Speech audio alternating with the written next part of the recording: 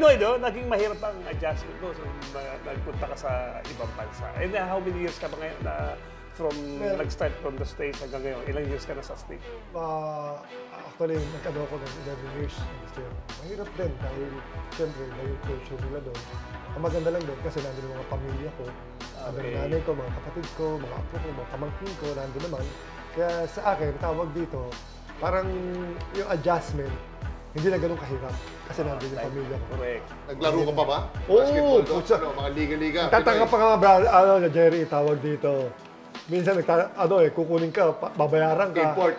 Oo! Paglalaruin ka doon sa team, for example, sa New York, paglalaruin ka, tapos maglalaro ka sa Chicago.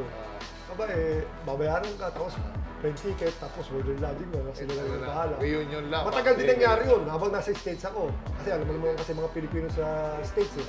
Talagang gusto nila makita yung mga legend eh. Yes, habang nasa States ka ba, updated ka ba sa nangyayari dyan sa PBA? Kahit paano? Okay naman, na ano ko nga, minsan nagpupunta naman ako sa tawag dito sa Coliseum na pag may laro ang Ginebra. Meron ito kasi si Peter, anak niya si Japet.